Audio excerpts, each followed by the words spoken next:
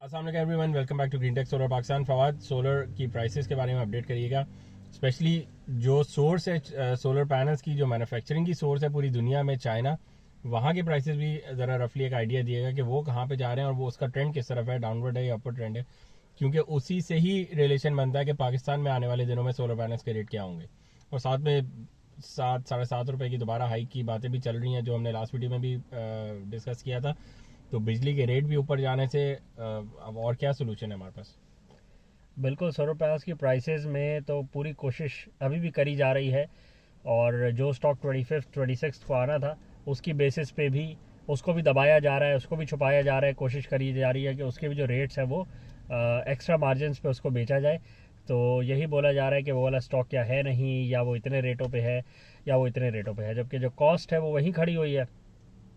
जो पहले आज से 6 महीने पहले की कॉस्ट थी, आज से 4 महीने पहले की कॉस्ट थी, वहीं पे खड़ी हुई है, उसमें कोई इंक्रीमेंट नहीं आया। PKR टू डॉलर वहीं खड़ा हुआ है, बाकी सब चीज़ें वहीं खड़ी हुई हैं, बट सिर्फ मुनाफा बढ़ा हुआ है। और वो मुनाफा बढ़ाने से मतलब जितना बढ़ जाए उसमें कोई रोकथाम नहीं है, उसमें कोई अपर कैप नहीं है। ऐसा नहीं है कि 2 रुपये की जगह 3 रुपये मिल जाए तो जी खुश है, फिर सेटिस्फाइड है। नहीं नहीं नहीं, 2 की जगह 20 भी हो जाए तब भी मसला सॉल्व नहीं होता। तो मसला एक ग्रीड का है, मसला एक लालच का है, मसला एक ना सेटिस्फाई होने वाले प्रॉफिट कमाने का है। तो बस वो चक्कर चल रहा है अभी आजकल। लोगों को जो कोट्स मिल रही हैं, लोग वो अपनी कोट्स शेयर कर रहे हैं। 60 रुपीज़ की कोट लग रही है लोगों को, 58 से 60 रुपीज़। ये इसमें पैलेट के रेट्स भी शामिल है, लूज पैनल्स के रेट्स भी शामिल है। तो 58-60 रुपीज़ लॉन्गी आईमो 60 रुपीज़ का रेट लगा लगा के लोगों को कोट्स मिल रही हैं। रेट बनता ही नहीं है ये। अब ये कंज्यूमर के ऊपर डिपेंड करता है। कंज्यूमर अगर ले लेगा तो उसको वो मिल जाएगा 60 रुपीज़ में। कंज्यूमर नहीं लेगा तो ऑटोमेटिकली प्राइसेस चेंज होंगी और जो नॉर्मल प्राइसेस होंगे उस पर आएंगी। कोट देने वाला तो दे रहा है आपको, ये तो आपके ऊपर डिपेंड करता है कि आप ले रहे हैं उसको कि नहीं ले रहे। नॉर्मल प्राइसेस पे चीज़ें लेनी चाहिए, बट चीज़ें जेन्युइन लेनी चाहिए।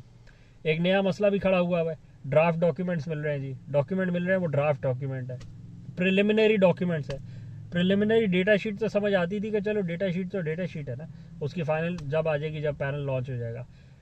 डॉक्यूमेंट्स ही ड्राफ्ट डॉक्यूमेंट्स है और प्रिलिमिनरी डॉक्यूमेंट्स है, फाइनल डॉक्यूमेंट्स ही नहीं है।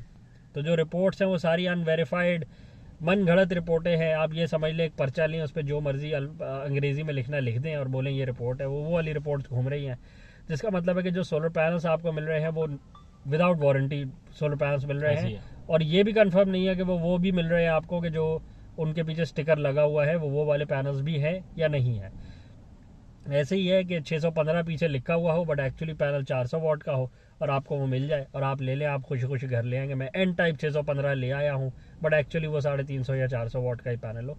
साइज़ आप 90-45 फीता ले लें, इंच टेप ले लें और निकाल लें कि ये जी 90 इंच बाय 45 इंच है, और ये जी मैंने वही वाला पैनल लिया जो बाकी सब ले रहे हैं। तो 90-45 से फ़र्क नहीं पड़ता। 90-45 से लकड़ी की शीट जाएँ, टिम्बर मार्केट से 8-4 की शीट ले आए और बोलें उसको भी 90-45 के साइड में कटवा लें आप, और बोलें 90-45 ले लिया है, तो उससे फ़र्क नहीं पड़ता। 90-45 तो एक साइज़ है ना। बट सोलर पैनल की वोटेज क्या है वो तो डॉक्यूमेंटेशन ही प्रूव करती है कि जो टेस्टिंग एजेंसी ने उसको पाया है वो उन्होंने लिख दिया है। बाकी हमने जो पाया है वो तो 90-45 पाना है हमने, तो हमें 90-45 मिलता रहेगा जब तक हम तलाश करते रहेंगे। जो सोलर पैनल की चाइना में प्राइसेस हैं वो वही हैं, वो इनफैक्ट डाउनवर्ड ट्रेंड ही है, वो कोई बढ़ी नहीं है। जब वो नहीं बढ़ी तो इसका मतलब पाकिस्तान में कोई मंतक बनती ही नहीं यहाँ बढ़ने की। ना डॉलर का रेट ऊपर गया है, ना सोलर पैनल की प्राइस सोर्स पे बढ़ी है। तो जब ये दोनों हुआ ही नहीं तो पाकिस्तान में किस खुशी में प्राइस ऊपर गई है? तो इसकी कोई भी लॉजिक नहीं है। कोई महंगा दे रहा है, छोड़ दें, वेट कर लें, इंतज़ार कर लें, रेट मुनासिब हो जाएंगे फिर ले लिएगा। कहीं भी नहीं जा रहे, पैनल्स भी बहुत है मार्केट में, रेट भी मुनासिब हैं और पीछे सोर्स पे रेट भी कम ही हो रहे हैं, आगे कोई बढ़ने के चांसेस भी नहीं है। तो either way win win situation है।